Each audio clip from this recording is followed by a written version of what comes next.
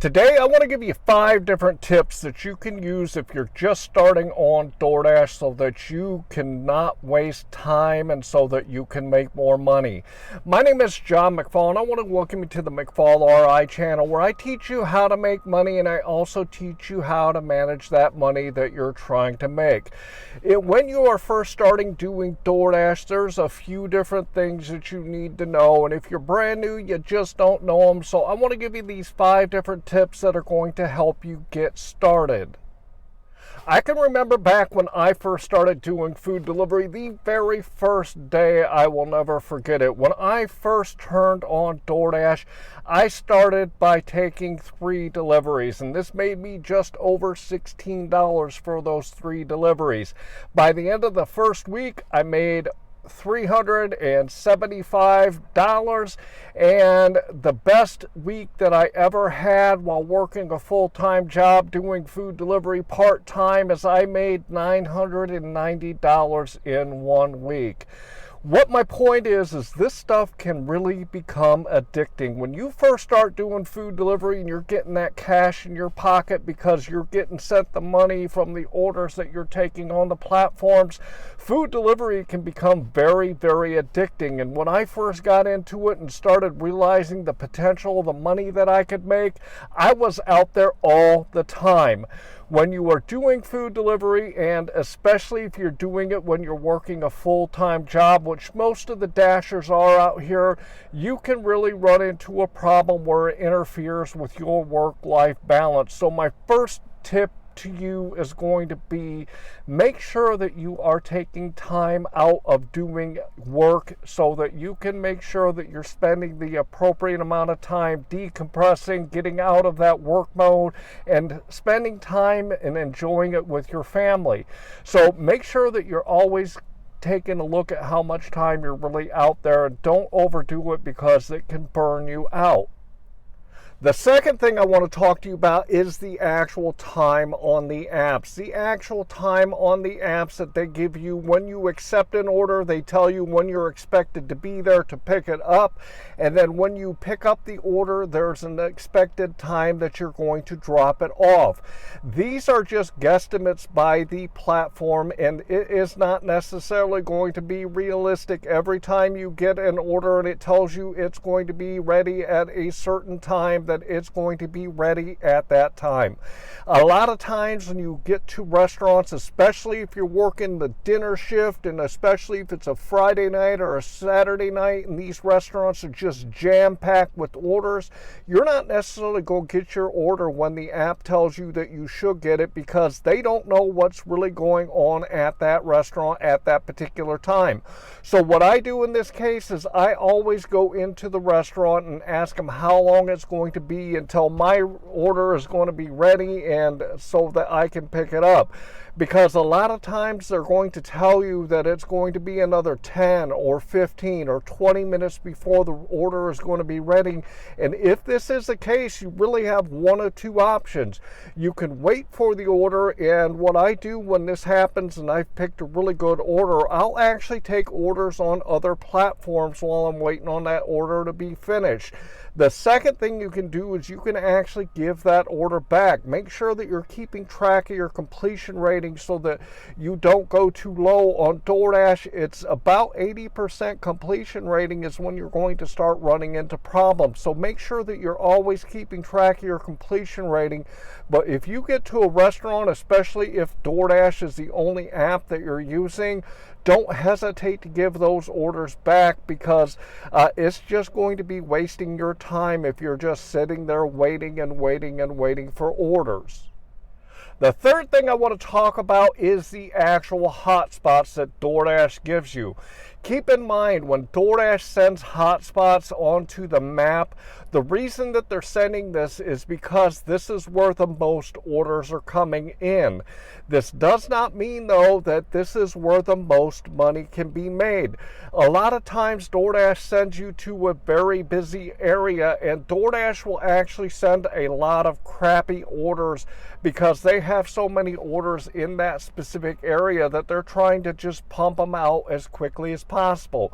So what you need to do is make sure you go into your marketplace and you need to find 4 or 5 different what I call sweet spots, and these areas are areas that you know that you can consistently get good orders in your marketplace, and this will allow you to make the better money. A lot of people go to the hot spots when they're brand new because they think this is where all the money is going to be made, and this is not always the case. A lot of times the hot spots are hot spots because there's a lot of orders, but that doesn't necessarily mean they're going to pay you the most money for going there.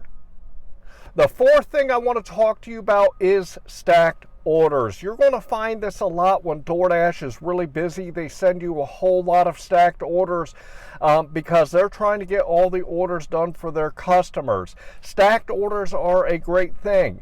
One thing you got to keep in mind though is as you start going to the different restaurants in your marketplace, you're going to start to learn and know which ones are quick and which ones are slow.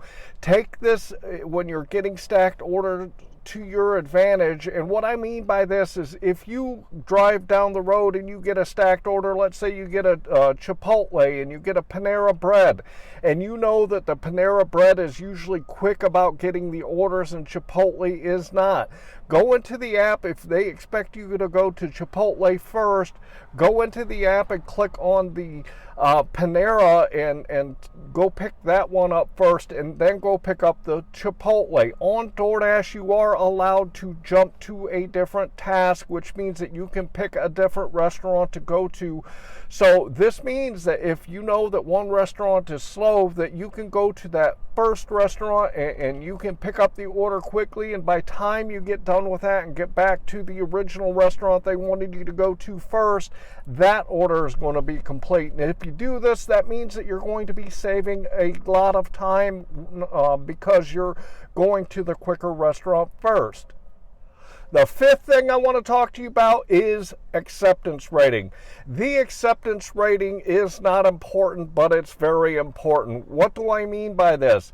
When you work on DoorDash, you can decline as many orders as you want without penalty. You do not have to accept any order that they send you. If you have a 0% on your acceptance rating, they cannot do anything against you.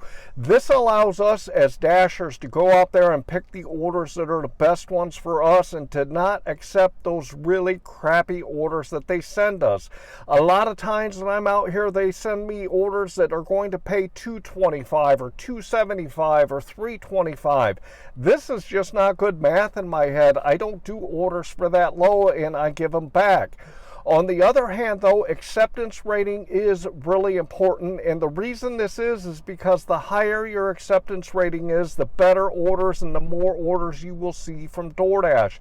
So you've got to find that good balance between what you give back and what you accept, because the higher the rating, the better orders that you will get, but the more that you decline those crappy orders, the less chance that you're going to have to make lower money on the orders that you're getting because you're not accepting the crap. So always make sure that you take a look at your acceptance rating, and although you can decline all the orders that they send you if you want, just keep in mind that not accepting orders will hinder the orders that you get sent to you, so make sure you find a good balance.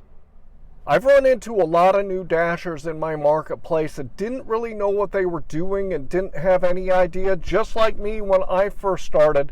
So make sure that you take a look at these 5 different things that I talked about to make sure that you're doing the best for you, so you don't waste time while you're out there, and so that you can also put as much money into your pocketbook as possible.